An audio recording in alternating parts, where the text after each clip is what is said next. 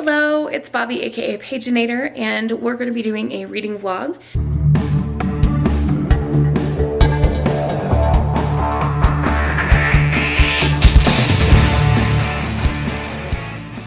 Apologies for the weird angle. I'm not at home, so I'm trying to get, okay, maybe that's a little bit better. Try to get a good setup. Usually while I'm visiting family, I have a different location that I film in that works pretty well, but I tried to do that setup and the sun is like right in my face and I just couldn't concentrate. So we're starting this vlog on June 4th and I've been here at my parents' house for a couple days since, you know, school let out and I came to see family and stuff, and we had a really fun family dinner on Sunday evening and got to see all my nieces and nephews and give my niece and nephew their junk journals that I made. So you may have seen the flip through this on those. My niece got a beachy one and my nephew got a rodeo one, and they both seemed to like them. And I mean, my nephew's a 17-year-old boy and he was like, "Whoa, this is cool." I think that's a pretty good reaction from a 17-year-old. So anyway, I was thinking of what I could do to film while I'm away from home. Obviously, I can't do a whole lot crafting wise. I brought some bullet journaling supplies with me, but I can't bring all my junk journal stuff. I mean, I'd have to move in an entire room from my house to my parents' house, and that just wouldn't work. And I do have some downtime while my mom and dad are at work during the day and that kind of thing. So I get to do some reading. Yesterday I went and got my hair cut and stuff. And I picked up some craft supplies for a collaboration I'm going to be doing with Janie. It's not a swap, although we are going to do a swap sometime this summer. We still haven't planned when. And I can't show you the supplies that I bought because it'll give away the theme of the journal that I'm making, but I will tell you that I'm really excited about it and it's very summer appropriate. So anyway, I thought, well, I can tell you about what I'm reading while I'm here and traveling a bit, and I also want to talk a little bit about recent reads because I hardly ever do reading wrap-ups anymore. I used to do them faithfully, but it's been probably a couple years since I've done that. So I've got my reading review bullet journal, which you may have seen in a previous video, and my reading clipboard that I keep track of my reading in, and we're just going to talk about some of the books that I've read recently. So I'm trying to decide how far back to go. Okay, so let's start with this one. This is A Curse for True Love. I'll show you the spread and the decorations here. This I rated 4 stars. It's the third book in the spin-off series by Stephanie Garber. So she did the Caraval trilogy, and then this trilogy is a spin-off following the character of Jax, who is honestly my favorite character from the Caraval series, so I was glad that he kind of got his own spin-off. And because this is a third book, I can't really tell you much about what happens in this one, but I can tell you in the series we follow Evangeline Fox and Jax, who sometimes goes by the Prince of Hearts and, you know, several other names, and they make a deal. He will stop the wedding of her true love, or who she thinks is her true love, in exchange for 3 kisses, and she has to give those kisses to who he says when he says, which immediately is like, gross. But you see that each kiss that he makes her do or asks her to do has a purpose, and there's a lot of fantasy, folklore, legends, curses, all kinds of things woven into this trilogy, and eventually things end up the way that they're supposed to. Next, we'll go on to The Naturals by Jennifer Lynn Barnes. So that is the same author as the Inheritance Game series, if you're familiar with that. This is a 4-book series, I believe. And I just got the first one, I remember as in a Barnes & Noble, I think it was Barnes & Noble, a bookstore. And I picked up the first one and thought, well, I'll give it a try. And then if I like the book, then I'll continue with the rest of the series. I gave this 4 stars and it was almost 4.5. I did really enjoy it and I read it all in one day, My students every year have the chance to earn their way to a trip to a place called Lagoon. It is a theme park, you know, with roller coasters and all that kind of stuff. And I've been so many times that I just don't care to go on the rides anymore. Plus I get really motion sick even on like school buses, so going on roller coasters is probably not a good idea for me. And it's crowded and all that stuff. So I have a little spot in a quieter area of the park that I go and bring a book, and I read this entire book while I was sitting there in the park. So I was also really cold and bought a blanket, which, considering I bought it in the theme park, was really overpriced. But anyway, this book is about Cassie, who was recruited by the FBI as a profiler in training to join a group of naturally talented teens. And they work near the FBI headquarters, but in like kind of a secluded house away from everyone else because they're teenagers and that kind of thing. And they get to work on this cold case, which is a serial killer who seems to be killing women who resemble Cassie's mom, who was also murdered. So she ends up being very intimately tied to the case, and she's always wanted to solve her mom's murder. And she meets another teenager in the group who's also a profiler, and they kind of hit a sour note but start to work together. And I can't tell you much else because I'm afraid I'm going to spoil things. I can tell you about my enjoyment of it, which again was 4 stars. I thought it was well written. I thought that the plot was very nicely done, and I could have liked a little bit more on the character development side, but again, it's still 4 stars, so you know, it can't be too bad. Up next we have The Grace of Wild Things. This is by Heather Fawcett, and it was so charming. It's like a reimagining of Anne of Green Gables, but with witches and like just cozy witch cottagecore kind of things. Sorry, I've got something in my eye and it's just really bugging me. So I listened to the audiobook of this on Libby, and it was really delightful, really cozy. Grace is our main character, so she's the Anne character, and instead of Marilla and Matthew, she is moving in with this witch who's kind of curmudgeonly and lives alone, so there's not really a Matthew type character. But this witch says, you know what, I will train you, but you have to first figure out how to master these spells in this book by this deadline. She gives her a year. And she ends up making some friends, going to school. So we see kind of the pulling in of Diana, Gilbert, you know, all those characters from the canon from Anne of Green Gables. They have their own versions here. But they're more fantasy based. There's a fairy character, who helps her out, and there's a witch, the witch's brother, who is actually a cloud because the witch turned him into a cloud. And I don't know, I'm worried about giving you spoilers, so I'm not going to tell you too much more. I'm always worried about accidentally spoiling a book for someone. I feel like that's so mean. Next we have 6 Crimson Cranes by Elizabeth Lim. I absolutely love Elizabeth Lim, and her writing is always so beautifully atmospheric and just really well written. This was a 5-star read for me. The basic idea is that Princess Shiori is the youngest sibling, and she has 6 older brothers.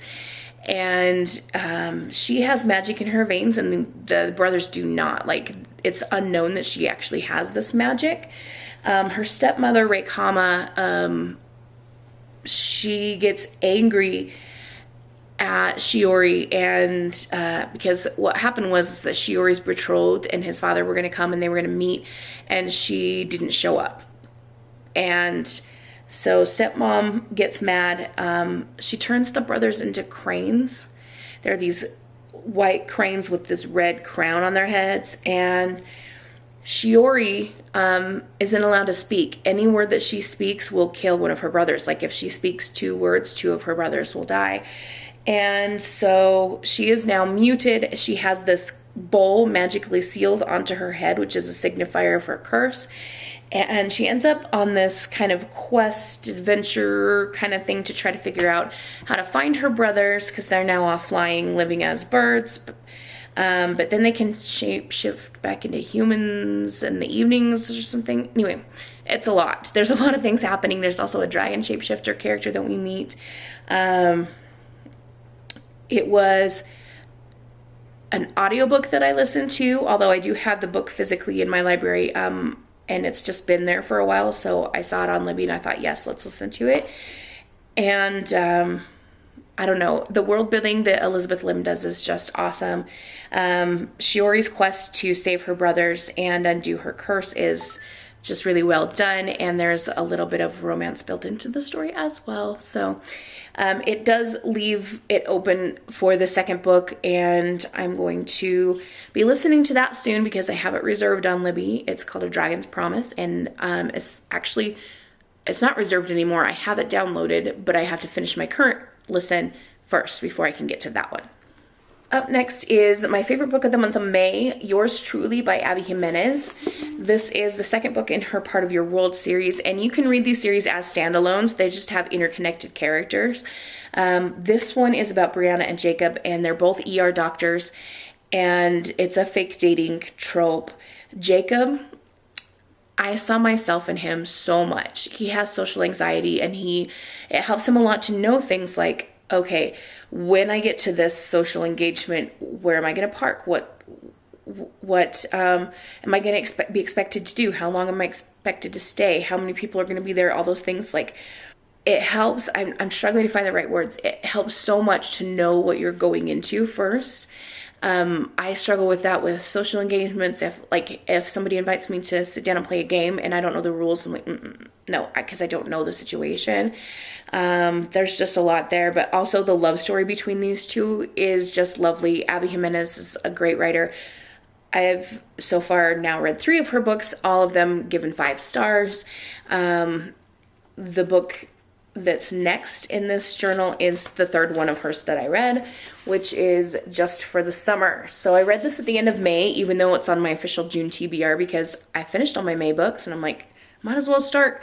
So Just for the Summer is about Emma and Justin, and Emma is a traveling nurse, and she meets Justin through Reddit Messenger because he did an Am I the A-hole post for naming his ugly dog after his former best friend that is now dating his ex. And anyway, she messaged him and said, hey, you and I have the same thing where, like, after we break up with someone, they find their soulmate.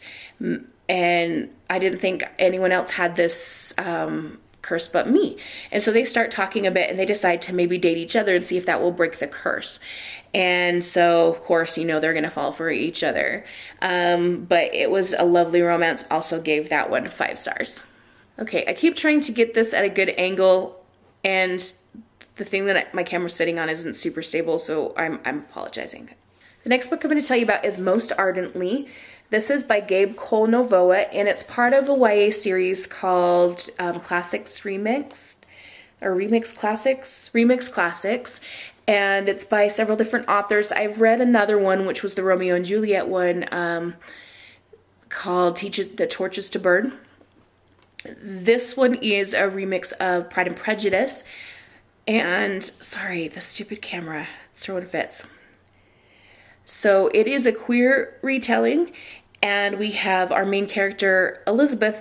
Well, he was born Elizabeth Bennet, but really he's all over. He is transgender or transmasculine, or however you want to say that, and gay. He wants to be able to kiss a boy as a boy. That's like his big life goal. But living in Regency era England, like, that's almost unheard of.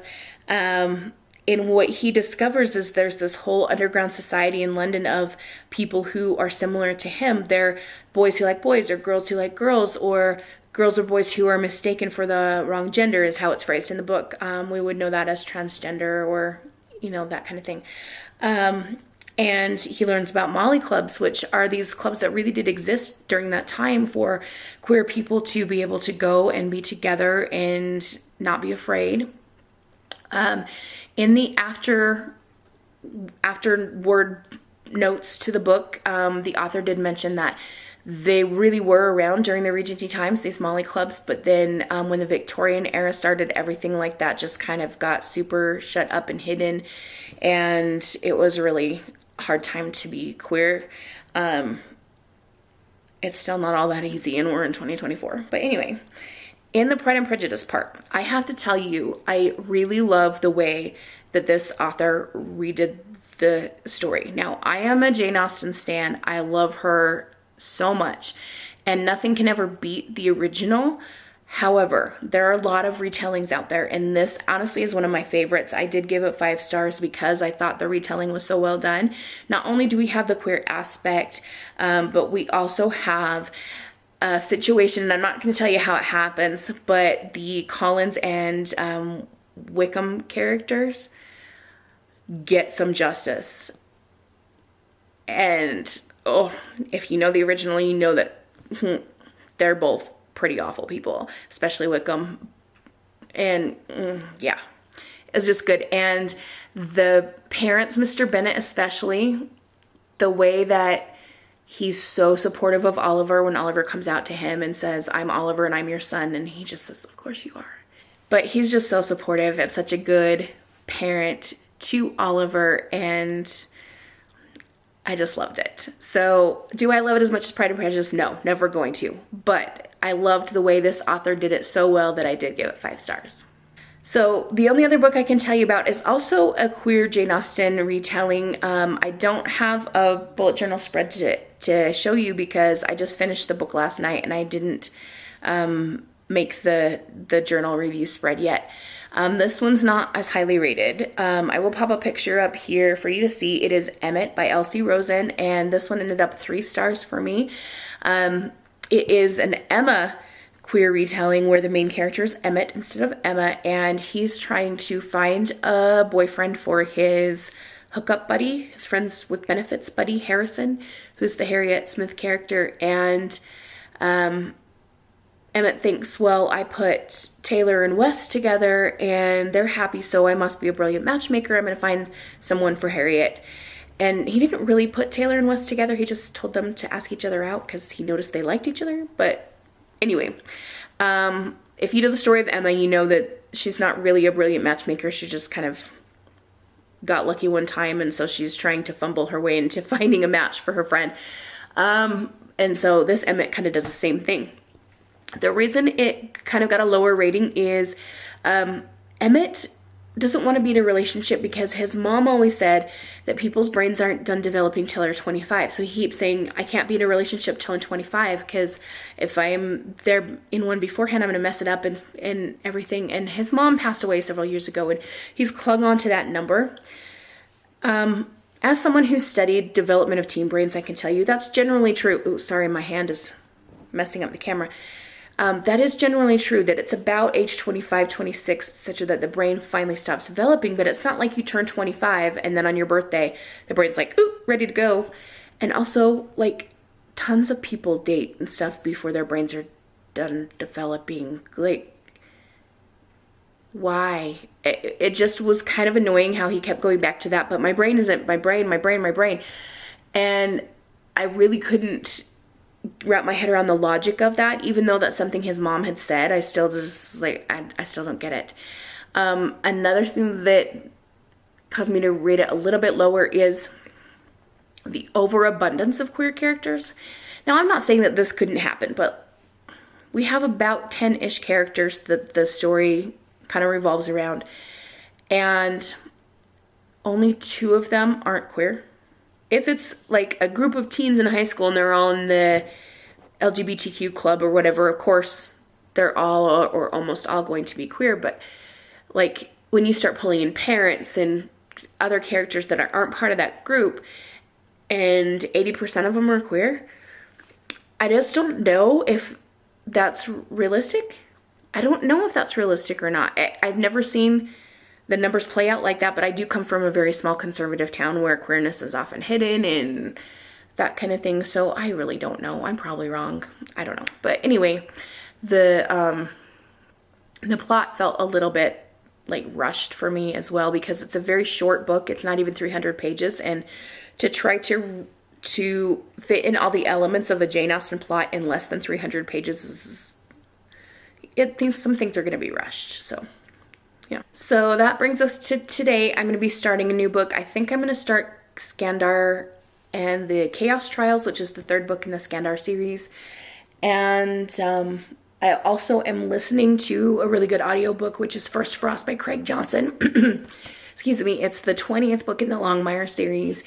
And I just absolutely love that series. And the audiobook narrator is phenomenal, George Guidall.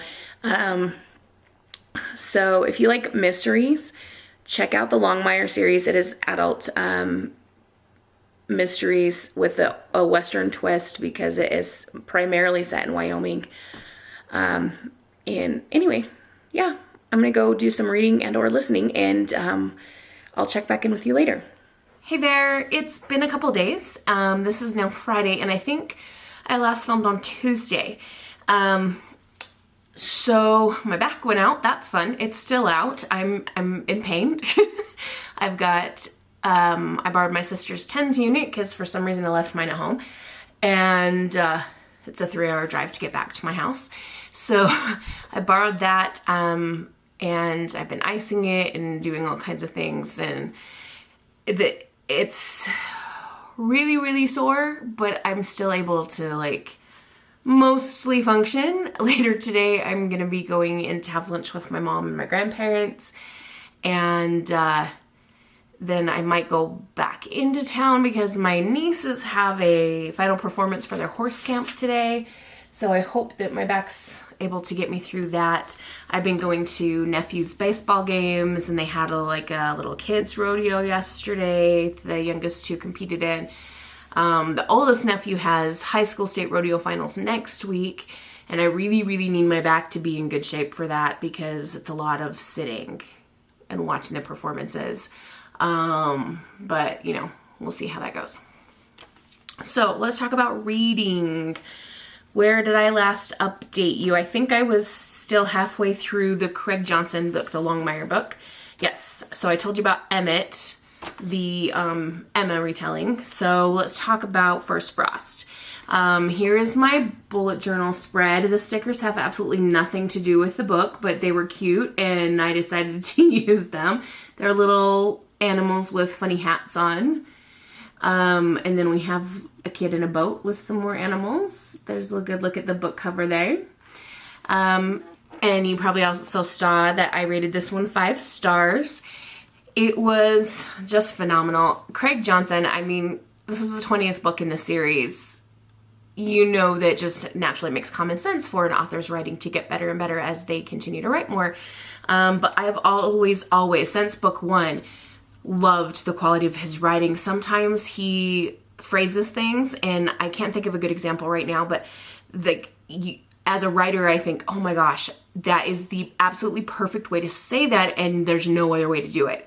But anyway, let's talk about this one. Because it is a series, I don't want to get too spoilery, but I can tell you it is still, of course, about Walt Longmire, and this also features his best friend, Henry Standing Bear. And it's a lot of flashbacks. We're going back to the 60s when they were just out of college, and we start the story in Malibu. They see a boat crash out in the waves, and being the good humans that they are, they swim out to try to save some people, and later find out that it was a drug boat carrying a lot of marijuana. And of course, back in the 60s, marijuana was not legal in California like it is now. So there's some sketchy people involved in, you know, that kind of situation. But Walt and Henry need to head out on this road trip because they're going to go to Oklahoma to visit some of Henry's family members, and then they have enlisted in the military, and Vietnam's going on right now and stuff, so they've got places to be. However, they come to a town called Bone Valley in Arizona, I believe, and it's at night when they're driving, and they see something strange in the road, and they stop and actually have car trouble, and end up keep getting delayed to stay in Bone Valley, and they find out that there's a mystery going on. Years and years ago, there was a Japanese internment camp in this town, and some bad things happened there, some crimes and things beyond the awfulness of being an internment camp. There were some murders that happened there and things, and Walt is not a law enforcement officer at this time, but he does kind of get involved in trying to solve the mystery. And as is quite common in the Longmire books, there are some possibly magical realism things going on, because in most of the series we're in Wyoming and we're right by the Cheyenne Reservation. A lot of the magical realism stuff that comes in is Native American, but this time it's to do with the Japanese Americans and what happened in the internment camp and that kind of thing. So there's usually a little bit of like, I don't know if it's technically magical realism or more like ghostly things, but some of that gets involved in the stories. And like I said, Craig Johnson is a really good writer, and so it's very well woven through the story. There are some parts that are back in the present day. Let's move on to the next book. So another one that I listened to was on my June TBR for this month, Winterborn Home for Vengeance and Valor.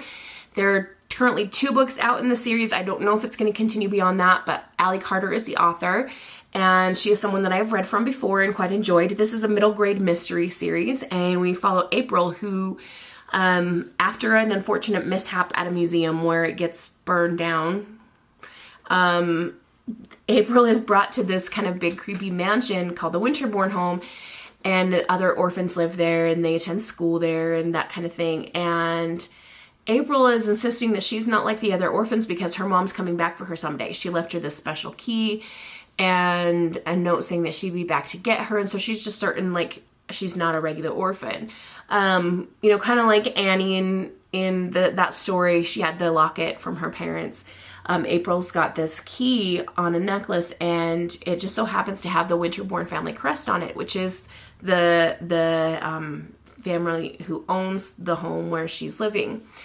And there are no actual Winterborns living there. It's run by some other people.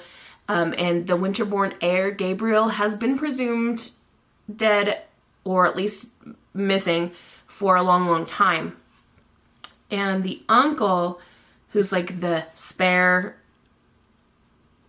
heir or whatever you want to call it, he lives nearby in what they call the mini mansion, and he is trying to get the heir Gabriel declared dead so that he can then inherit and take over the property. So as April is coming to get to know the other orphans there, and there are some really fun characters. One's a girl who's an inventor, and she comes up with all kinds of fun inventions. She also is discovering there's more mysteries going on with the home itself and the Winterborn family and that kind of thing. And so she's not just trying to solve her own mystery. And that's all I better tell you.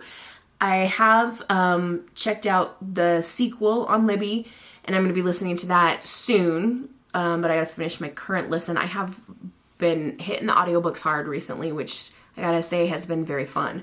I am currently listening to Dragon's Promise by Elizabeth Lim, which I think I mentioned earlier in this video. And so after I finished the Winterborn Home, I listened to, in that same day that I finished the Winterborn Home, I listened to all of A Life with Ghosts by Steve Gonsalves. Did I show you the bullet journal spread for Winterborn Home? I don't know if I did, but there we go. There's a look at that, and here's the book cover. Let's look at the spread for A Life with Ghosts because I love it.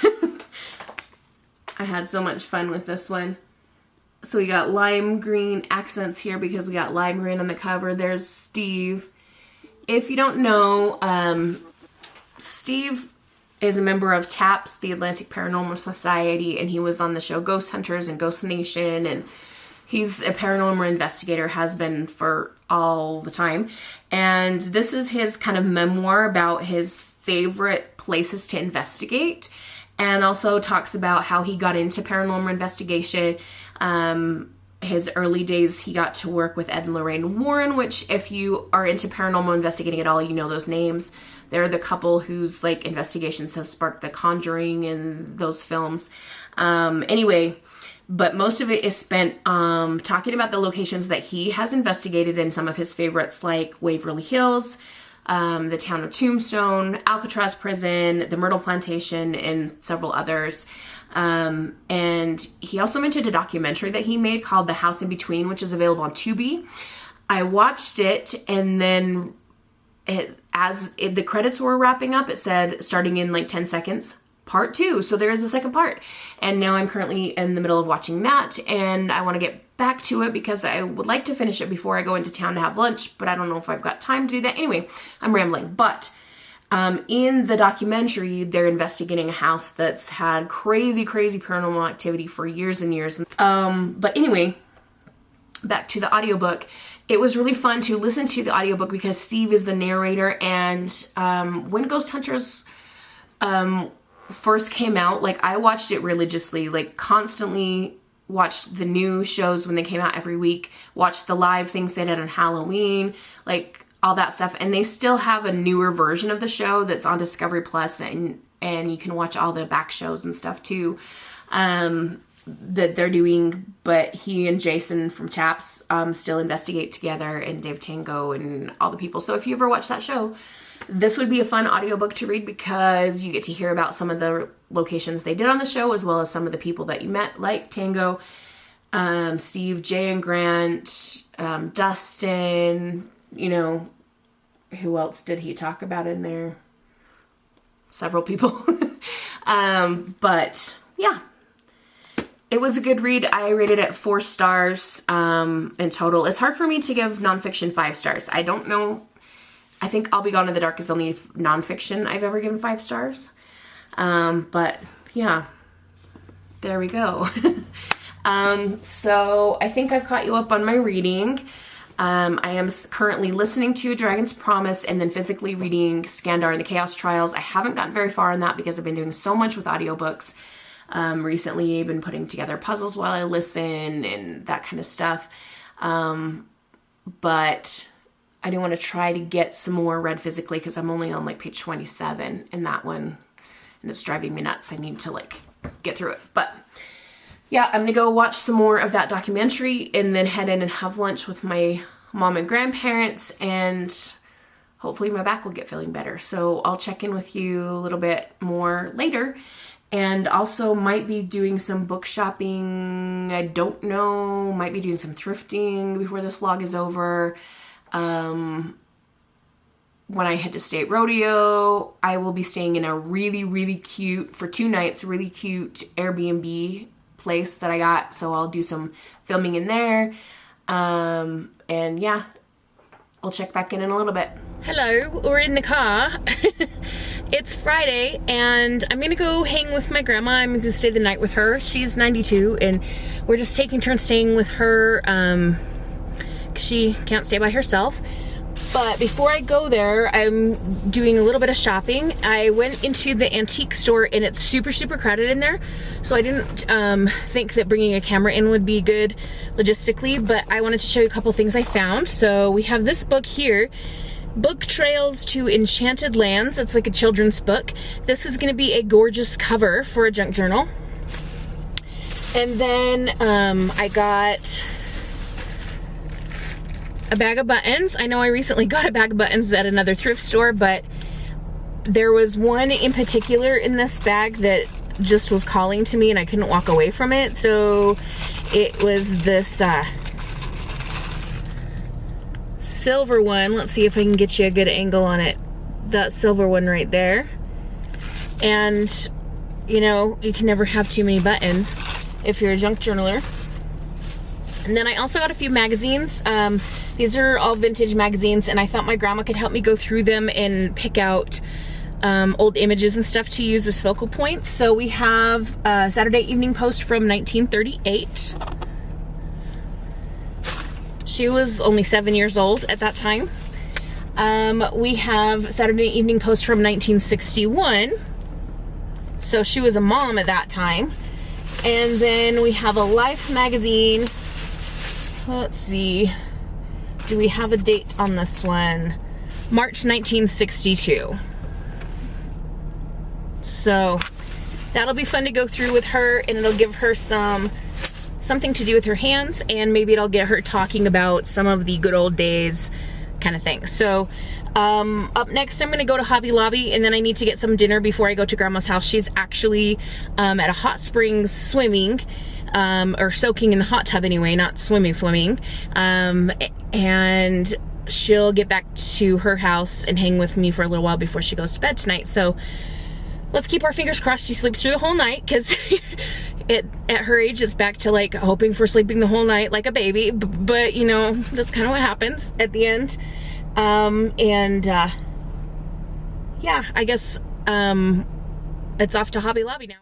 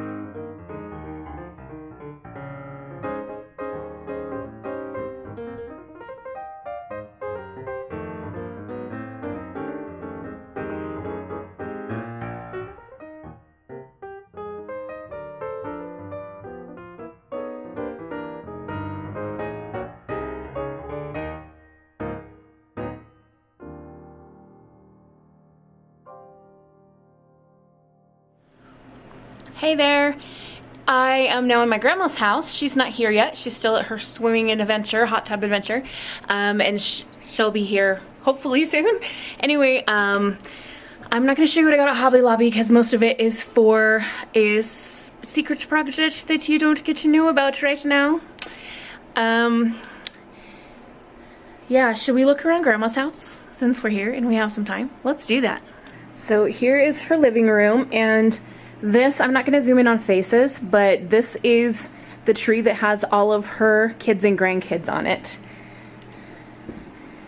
And she has the most amazing soft carpet. The pad underneath is called a ballet pad, and it's just like, ooh, so nice on your feet. You know, typical grandma home, we have a fake dog here. Here's a picture of my cute grandpa. He passed away about 20 years ago. We got to look at the kitchen and dining room here. And then we have the sunroom, which is my favorite room in the house. And it looks out on her beautiful backyard. So my aunt lives right next door. So you can see my aunt's yard, the shed that you can see through that middle window there. That's her shed and her big backyard there.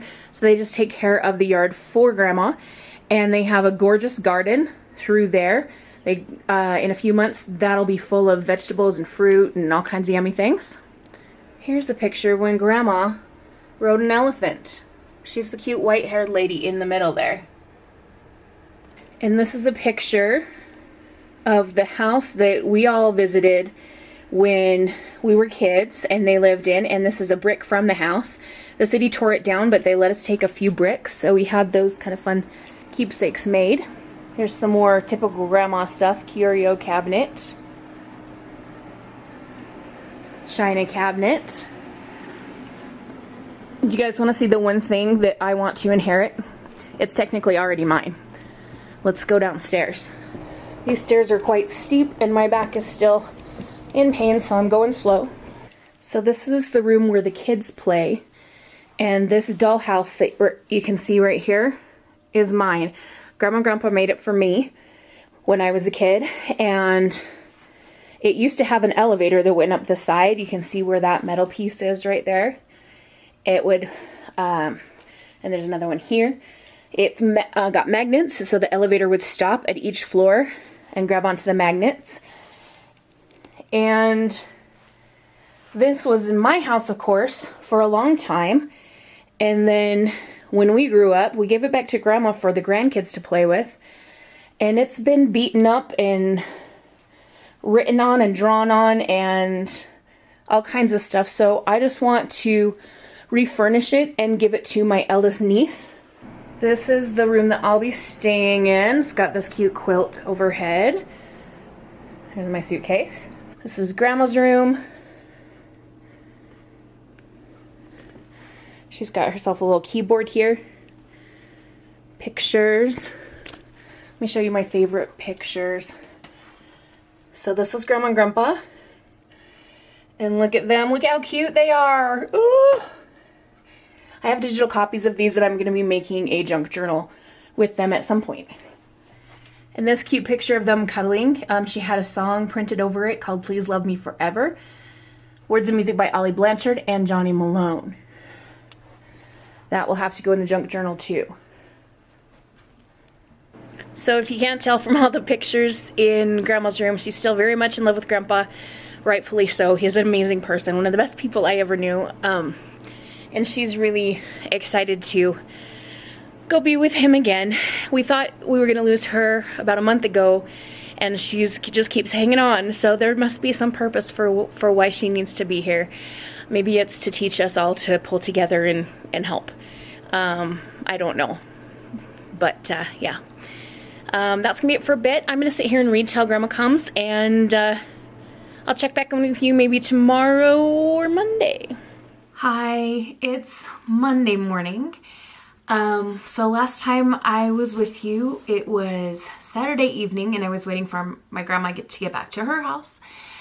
She did get back, was really tired, so we got her medicine taken for the night and got her in bed. And I thought, great, it's 9:20-ish. She's gonna sleep for at least a few hours. We were crossing our fingers for the whole night. Sorry, the sun just came like really brightly into my face. Sorry for that. Anyway, I was hoping she'd sleep for at least a few hours, but we were kind of crossing our fingers for the whole night because she'd been sleeping through the whole night recently. That didn't happen. At 10:20, so she'd been asleep for an hour. She gets up, and there's a wind chime on her door so we can hear if she gets up and leaves her room.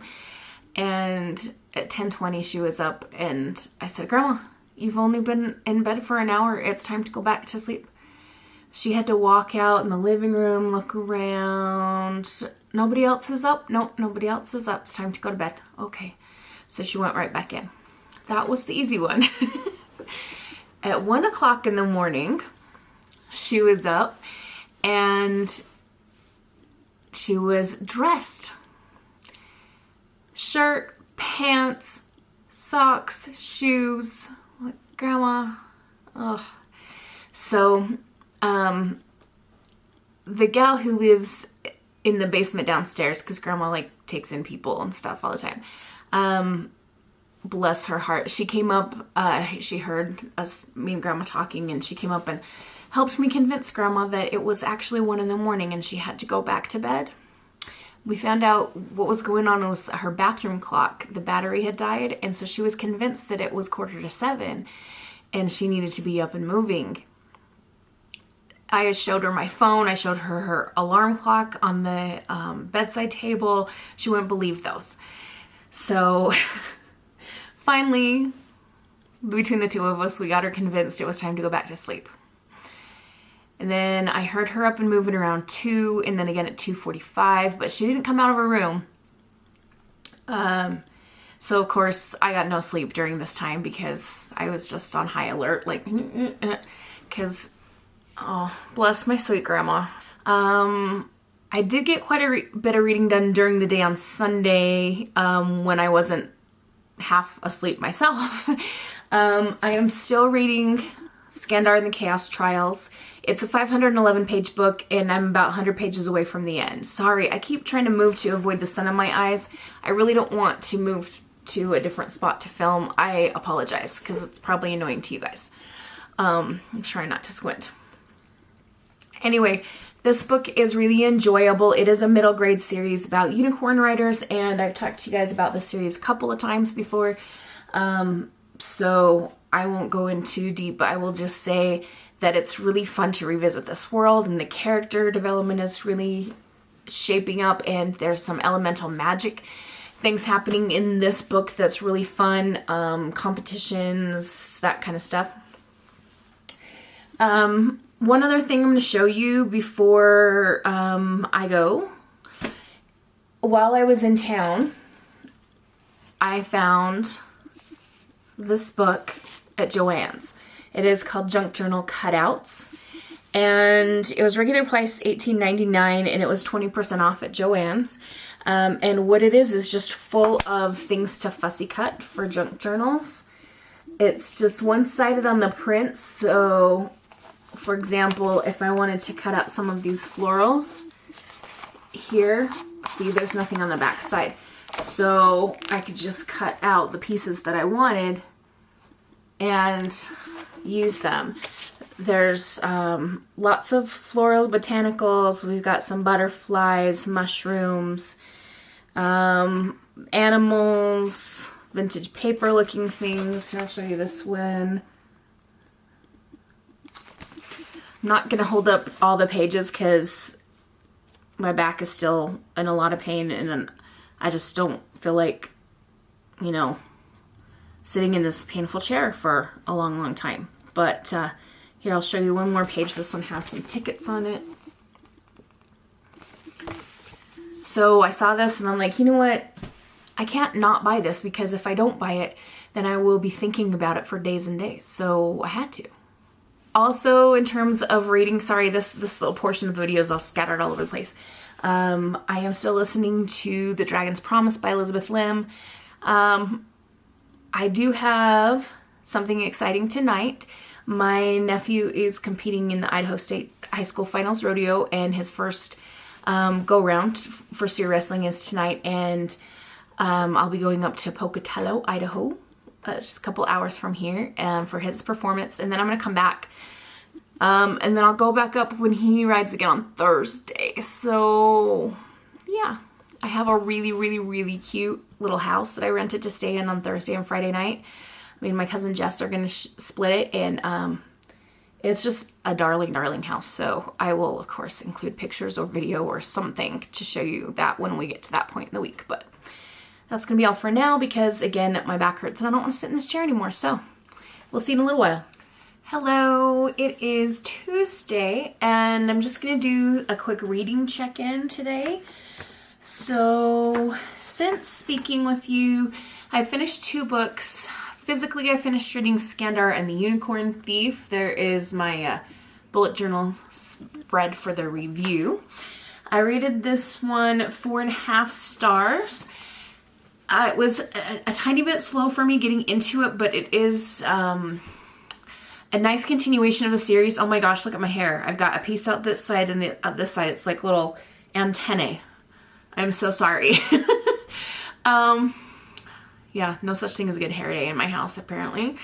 Anyway, I've talked enough about what this book is that I don't feel like I really need to get into it all that much. I will just say that I really liked the elemental magic part of it, and I felt like it was a good continuation of the series. It definitely left it open for more books, so I'm not sure how many the author has planned to do in the series, but yeah, we'll see where it goes. And then this morning I finished the audiobook of The Dragon's Promise by Elizabeth Lim. This was the sequel to Six Crimson Cranes. This one I rated 4 stars, and I think I may have been a little bit too generous. In my mind, I was thinking more it was going to come out to like 3.5-ish. But anyway, I think what helped the score on this was the atmosphere and the writing, because the author is really good at the way that she crafts sentences and makes engaging characters, and the atmosphere, like I said, was really good. There was just a whole lot of action packed in. And then I started reading The Women by Kristen Hannah, and I'm loving it so far. It's emotional. It's hard to read due to the context. It is about a young girl who volunteers to be an army nurse in Vietnam. She has graduated from nursing college, but has very little experience actually working as a nurse, and the army takes her anyway, And it's a very big wake-up call when she gets there, but let's see, I want to say I'm maybe a third of the way into the story, and already there have been some emotional losses, some very emotional moments about things happening to people in Vietnam, whether those are civilians, military, etc. And she's about to be transferred to a hospital that's much closer to high combat areas, so it's gonna get even more, what's the right word? Maybe gory? I don't know. We've already had some pretty nasty injury descriptions and things. So, hope that part of it doesn't get too much worse, because I don't want to like visualize all that stuff. But anyway, I am enjoying, it's Kristen Hanna. She's a great writer. And I felt immediately drawn into the story and connecting with the character and that kind of thing. So that's good. I'm going to go see if I can do something with these weird antennae in my hair and get back to reading, and I'll see you in a little while. Hey, it's later on Tuesday. I still have the weird antenna hair. I just need to like say some things. So I am officially halfway through this book, and I don't know if I can take it. It's so good. So of course I'm going to keep reading, but I've already cried once. Another time was almost in tears, and to be honest, physical books take a lot to get me to cry. I'm more prone to cry in emotional audiobooks for some reason, but physical books, when I read that way, I don't cry as easily. I'm not sure how that works exactly, and I can't even tell you why I cried, because then I'll spoil things for people who want to read it, but oh my gosh. And yeah, I can't tell you why I just cried, but I am halfway through and really, really loving the writing, as I mentioned earlier. I would like to sincerely apologize, because I feel like this vlog is going to be like hours long. I'm going to try to edit it down as much as I possibly can and cut out like the rambling and all that stuff, but we'll see. But really I just popped in here because I needed to like just express some thoughts about this book, even though I can't tell you specifics. But like seriously, if you're wondering if she'd read it, like, read it. Hi, it's Wednesday. I mentioned that I was taking my mom into work and I was gonna go to Bath and Body Works. I did, and I was there to get foamy soaps, and all their Bridgerton collaboration foamy soaps were 50% off. So I got like 8 bottles of foamy soaps for what, like 40 bucks? That's a good deal. Mm-hmm. But was that the only place I went shopping? Oh, no. So, actually started at Walmart because I needed to grab a couple of things, and Bath & Body Works was going to be open for a while. I bought spaghetti squash. You probably don't care about this. This is for our dinner tonight. I'm going to make spaghetti squash lasagna, which is one of my favorite recipes to make. The main thing I wanted to get was this thing here. It is a memory card reader for a USB-C. I've been taking some pictures and I want to get some of them posted and shared, but I don't have my own computer here with me because it's a desktop and I'd have to lug the whole thing. So I'm gonna load them to my mom's computer, and yeah, I need this. So I got seduced by a cover and sprayed edges. This is the Wren of the Holly Library, the Wren in the Holly Library. We got sprayed edges, we've got a gorgeous cover. It is an adult fantasy, I believe. Oh, we also have art in the end pages here. Let's look at this. She's like looking down over the city. I didn't even look to see if there's different art in the back. Nope, same art. Anyway, I'm gonna read you the synopsis. Can you love the dark when you know what it hides? Some things aren't supposed to exist outside of our imagination. 13 years ago, monsters emerged from the shadows and plunged Kierce's world into a cataclysmic war of near total destruction. The New York City she knew so well collapsed practically overnight. In the wake of that carnage, the monster treaty was created, a truce of sorts. But tonight, Kirsa, a gifted and fearless thief, will break that treaty. She'll enter the Holly Library, not knowing it is the home of a monster. He's charming, quietly alluring, terrifying, but he knows talent when he sees it. It's just a matter of finding her prize. Now she's locked into a dangerous bargain with a creature unlike any other. She'll sacrifice her freedom. She'll offer her skills. Together, they'll put their own futures at risk. But he's been playing a game across centuries, and once she joins in, there will be no escape. So after I bought it, I looked it up on Goodreads, and it has a pretty decent rating. Not quite 4 stars. So I hope it turns out well. I also need to show you the hardcover because when you take the dust jacket off, you can see there's a big library. So even if the story turns out to be horrible, it'll still look really nice on my shelves. After Walmart, I went and just found like a shady spot in a parking lot near Bath & Body Works. And I was just kind of chilling there listening to an audiobook. I was listening to A Clash of Steel by C.B. Lee. It's part of that Remix Classics series. And I really enjoyed it. I haven't run it through Cawpile yet, but I'm guessing it's going to be quite high up there. It was a Treasure Island retelling. I went and found a bunch of that series on Libby, and what ones I couldn't check out right away, they did have available to place a hold on. So I might be able to get through the whole series this summer. That would be kind of awesome. Okay. Speaking of books, I haven't done any physical reading since last night when I talked to you about The Women, but I do want to try to finish that book as soon as I can, because after I left you guys last night, I was in a really bad headspace too, because did you see my hair? But I was so just that I couldn't sleep, and it wasn't a good situation. So even though I really am loving The Women, I want to get through it quickly so that I don't have to live in that headspace all the time. Or that hairspace. Then I went to a store called Big Deal Outlets, and I was there more just like, oh, let's just go and see if there's anything fun. And I did find a couple of things. I got a Father's Day card for my dad. My dad and I have this tradition where I give him funny cards or punny cards for his birthday, Father's Day, Christmas, that kind of thing. And I have his gift, but I don't have a card yet, so that was perfect. And we found a little home decor thing. I need to get the sticker off from the corner, but it was 49 cents, and it has the Marauders map on it. Mooney, Wormtail, Padfoot, and Prongs are proud to present the Marauders map. Shelf decoration for my Harry Potter shelves at home for 50 cents. Yeah, I think so. And then for 99 cents, I got this pack of metal book corners. So we can definitely use them on a cover of a journal. And then also for 99 cents, I got this book. It is called Shoreline Project by Elizabeth Turk. I have no idea what's inside because it's all wrapped up in plastic.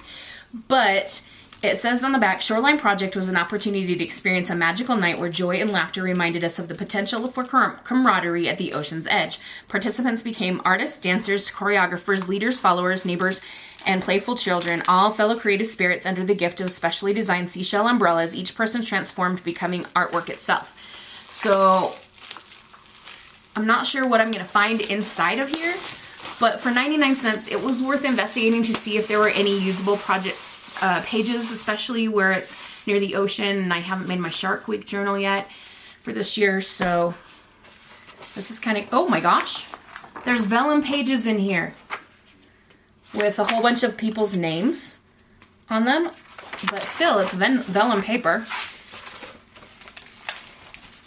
All right, here's one of the photos in there. See all those umbrellas and things on the shoreline? Okay. Here's a picture of the beach, more umbrellas. So I will go through this more. Oh, more vellum paper here. I think that was worth $1. What do you guys think? So after I left that store, I was like, you know what? That was so much fun finding bargain things. I kind of want to chase that feeling a little bit. And then I thought, oh, go to the thrift store. So I decided I would let myself go to one thrift store, and I did find some good things there. I had one thing especially that I wanted to find, which was a metal tin of some kind. for a craft project that I'm going to be working on, inspired by Barbara at 49 Dragonflies. She's making a journal inside a tin, but not just a journal that sits in the tin, but like the tin is actually part of the journal. I thought, okay, I want to try this. So I was looking for one of those. And then I came away with a lot more than just a metal tin. So the first thing I'm going to show you is this box. Inside this box, there's 5 of these things here, and they open up like this, and they have little alphabet flashcards and stuff inside. So I can use the little cards in journals, and then I can use the folio things as ephemera organizers.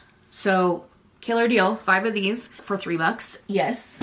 I got a fabric pillowcase that I thought would make a beautiful junk journal cover. So the pillowcase was $2, and then this next thing I got was $4. Don't make fun of me. In the idea, like keeping with the idea of being experimental with journal covers, I saw this Steve Madden purse for $4, and I thought I can make a journal cover with this because look at this. I can remove those inner pockets and make a journal with a leather cover. And because it's Steve Madden, it's probably pretty good quality. I mean, it feels like good quality. Next, we have some ribbon.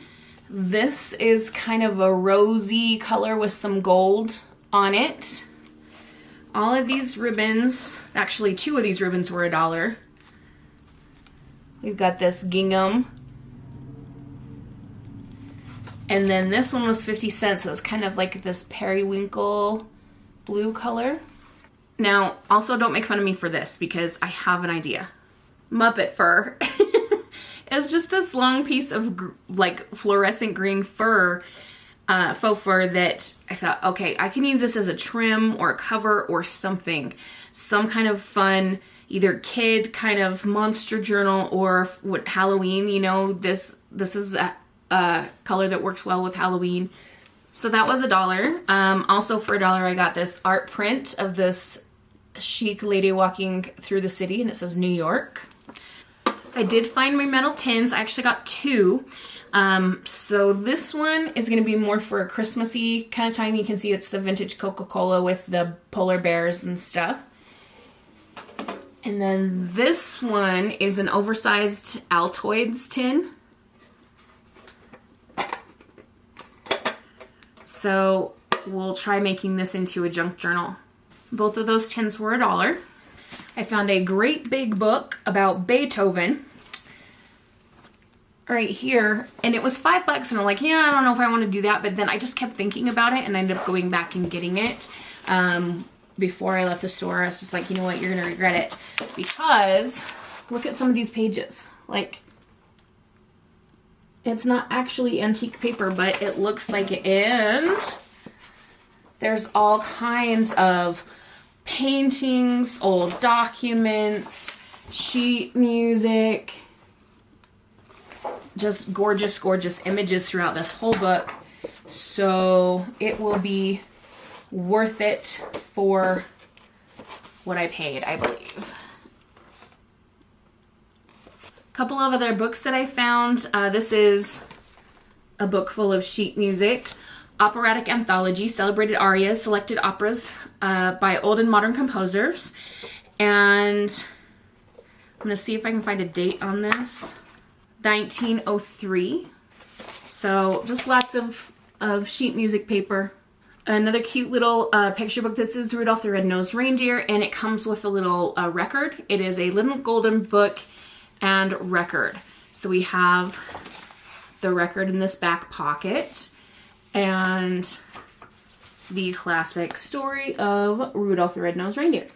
So the Rudolph book was $2, and the Operatic Anthologies was 50 cents. This next item is a big pack of tab folders in various colors for $3 total. And then the last thing from this store was a big pack of scrapbook paper, 12 by 12 for $3 total. The paper on top is a black glittery. There's also a pack of gilded papers, like gilded neutrals, some more glittery bits, some that aren't gilded at all, and some plain colors at the back. So I'm not going to go through every page right now because, again, this vlog is going to be so long. Hey there.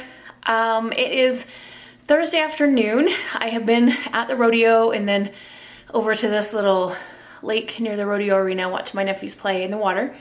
And I am now at my little Airbnb house, so I thought I'd give you a tour. I know some of you like to see that. So this house is darling. It is an old house, but it's done up so cute. So let's take a look. So this is the bedroom that I will be staying in. And it has this cute little nook over here, perfect for reading.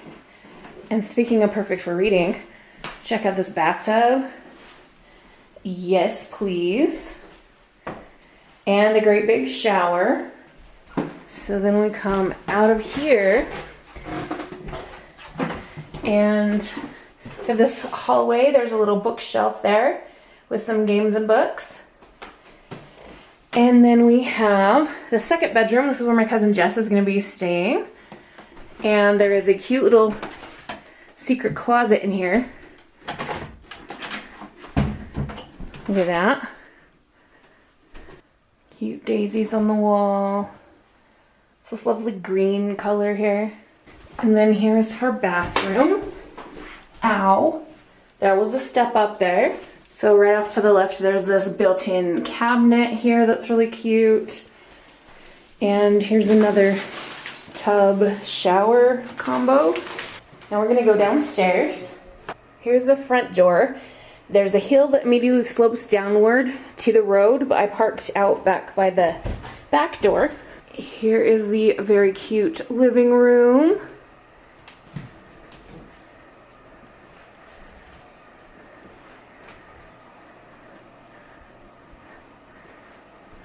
Look at this. There's a very old telephone. You got the earpiece over here. You speak into this, and this is the crank that you turn. It's really fun. You have a piano. Little nook there for eating, and a great big kitchen. That's really nice. We got this door on rollers, like a barn door. And then that goes into the laundry room. And then there's another little bathroom right there.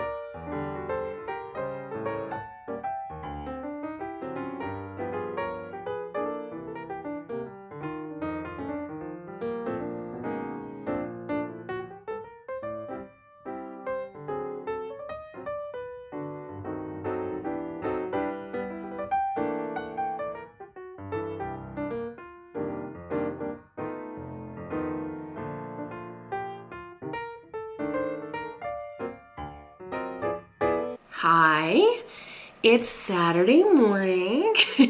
Don't know why I'm talking like this.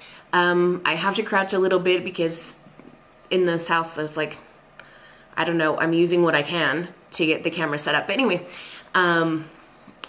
so you saw me go book shopping at Harris and Hatter. So what I learned was that this bookstore used to be called Walrus and Carpenter, and it closed down. And so the lady that I met yesterday at the store had bought the business, done a whole bunch of construction, redone the store, and they're just kind of getting started. I think like yesterday was one of their first days open. And while I was there, a woman from a publishing company actually came in and brought them like a gift bag and said, "Oh, congratulations on your opening, and we just want to bring you some stuff." And it was really sweet. I had a good chat with her at the checkout, and I'm sure you guys don't really care about all that, but you know, I don't know, this is my vlog. But let me show you what I got. So the first thing is not a book. This is a tin of book darts. These are little things that kind of work like page tabs, and you can use them for annotating or, you know, whatever you want. I haven't opened the pack yet. There's still plastic around it and stuff, but I grabbed those, and because this is like a small independent bookstore just getting started, I thought, you know what, let's go for it. Let's get several books. So I got 4. The first one is The Inquisitor's Tale by Adam Gidwitz. And I'll just do a little read of the blurb for each one. The king is ready for war. He is not fighting another army. He is not fighting another king. He is fighting 3 children and their dog. On a dark night in 1242, travelers gather at a small French inn. It is the perfect night for a story, and everyone in the kingdom is consumed by the tale of 3 children. Jean, a young peasant girl who has visions of the future, William, a young monk with supernatural strength, and Jacob, a Jewish boy who can heal any wound. Together, their powers will be tested by demons and dragons, cruel knights, and cunning monks. From small villages to grand banquet halls, these 3 unlikely friends and their faithful greyhound are chased through France to a final showdown in the waves at the foot of the abbey fortress of Mont Saint-Michel. And it has some manuscript illuminations in the book. So let's see if I can find one. So there are illustrations done in the style of manuscript illuminations, which is what like the monks and things would do in that time period to illuminate the text that they were writing. And yeah, it's very fitting of the time period. Here's another good one right there. And that one is middle grade. It's also a Newbery Honor book, so that's kind of fun. And then the other ones all came from the young adult section. Anyone surprised? No. These next 2 actually were discounted, which I thought was awesome. I would have had no problem paying full price because, like I said, I like to support small businesses and stuff. But anyway, I'm also not going to say no to a discount. And this one is The Rosewood Hunt by Mackenzie Reed. This one says, Lily Rosewood dreams of taking over her family's company one day. Her grandmother Rosewood, Inc.'s current chair, has always encouraged her, and Lily can't wait for Graham to teach her everything she needs to know to run the business. But then Graham dies suddenly, and Lily's world is upended. When it's revealed that Graham's $250 million fortune is missing, Lily can't fathom what her future will hold. Even in death, Graham has a few tricks up her couture sleeve. A last letter from her with a cryptic clue sends Lily and 3 other teens on a treasure hunt that could change their lives forever if they can survive it. And if they pull it off, they may be rewarded with more than just money. But they're not the only ones hunting for Graham's treasure, and soon the hunt becomes more dangerous than they ever could have imagined. Next, we have Starling by Isabel There's like, I don't know. Let me see if I can try this again. Strychaz. Strychazz. Again, I'm very sorry. Okay. This says, strange things have always happened in the small town of Darling, which means Delta Wilding and her sister Bee are familiar with the peculiar. Raised by an eccentric father, always on the hunt for the spectacular, they're used to following weather patterns that twirl into strange paths, listening to a car radio that refuses to play any artist but one, and living in a sentient house with whims of its own. But when a mysterious boy falls from the stars and into the woods behind the Wilding sisters' farmhouse, nothing can prepare them for the extraordinary turn their lives are about to take. Extraordinary and dangerous. Starling Rust is not from this world, and his presence in the Wilding home brings attention as the terrified locals, Delta's ex-boyfriend and the unscrupulous and corrupt mayor, descend into the Wilding's home. Both Delta and her sister go to incredible lengths to protect this mystical visitor, especially as Delta's growing feelings for Starling could prove the greatest risk of all. And the last one might be the book that I'm most excited about out of these 4. It is Beastly Beauty by Jennifer Donnelly. So we have Jennifer Donnelly, who is a fantastic writer. I've loved everything that I've ever read by her. And Beauty and the Beast, yes, please. So the tagline says, the only way to tame the beast is to set her free. What makes a girl Beastly. Is it having too much ambition, being too loud, taking up too much space, or is it just wanting something, anything too badly? That's the problem Arabella faces when she makes her debut in society. Her parents want her to be sweet and compliant so she can marry well, but try as she might, Arabella can't extinguish the fire burning inside her, the source of her deepest wishes, her wildest dreams. When an attempt to suppress her emotions tragically backfires, a mysterious figure punishes Arabella with a curse, trapping her and everyone she cares about in her castle. As the years pass, Arabella abandons hope. The curse is her fault, after all. There's nothing more beastly than a girl who expresses anger. The only way to break it, she believes, is to find a boy who loves her for her true self, a cruel task for a girl who's been told she's impossible to love. When a handsome thief named Beau makes his way into the castle, the captive servants are thrilled, convinced he is the one to break the curse. But Beau just wants to escape. He learned long ago that love is only an illusion. If Beau and Arabella have any hope of breaking the curse, they must learn to trust their wounded hearts and realize that the cruelest prisons of all are the ones we build for ourselves. So that's the books that I got. Hopefully they're all enjoyable. And yeah, it was fun to go into a cute little bookstore. So let's talk about current reading. I'm listening to So Many Promises by Bethany C. Morrow. It's another one of the remix classics. It's a Little Women story, but instead of being in New England, the family is formerly enslaved Black people who live in a colony built for freed Black people in the South, and the war is seemingly still going on because the dad's away fighting in it. And we have, Amy and Beth and Meg and Joe, and we have Marmee, although in this book she's called Mamie or Mammy or something, which I don't care for. And then there's Laurie, and then the character that's Meg's love interest is named Joe Williams for some reason, not John Brooke, which is a little bit odd, but whatever. I'm also physically reading The Reappearance of Rachel Price, and it's kind of throwing me for a loop. It's been hard to read physically during all this rodeo stuff because we're coming and going in this way and that way and all over the place. And when you're in a rodeo arena, everything gets covered in dirt, so my poor book is quite dirty. I keep trying to dust it off as best as I can, but it just happened. Anyway, I have one more rodeo performance to go to. So my nephew made it to the short go. What that means, if you're unfamiliar with what rodeo is, in a finals rodeo like this one is, so state finals, they have several performances, which is kind of rounds of the rodeo. And then the best ones in each event make it to something called the short go, which is today. And so in the case of this state finals, it's the top 20 in each event. But anyway, so the final performance or short go is today. And my nephew's going to be doing one more round of steer wrestling before he gets to have a break from rodeo for a little bit because he injured his knee dirt biking. So he's been fighting through this week, just trying to finish his job. But then he'll pick up rodeo again in the fall, and hopefully his knee will be well. Teenagers. Anyway, I've got to go get ready and head out and get checked out of this place, and so I'm going to wrap up this part of the vlog right now, and we'll see you in a little while.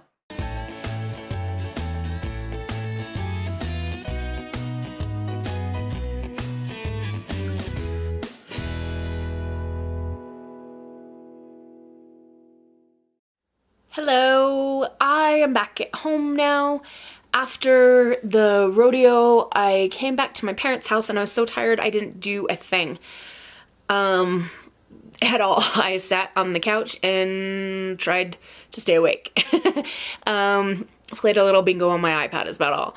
But it's Sunday now and I went to church with my parents and then left and came back home to my house in Wyoming. So we have reached the end of this vlog. If you have made it to the end with me, give me a book emoji or a flower emoji or say, hey, I made it to the end or whatever, and we'll see you in the next one. Hope this wasn't too terribly long for you. Have a wonderful, magical, and bookish day. Happy reading. Adios.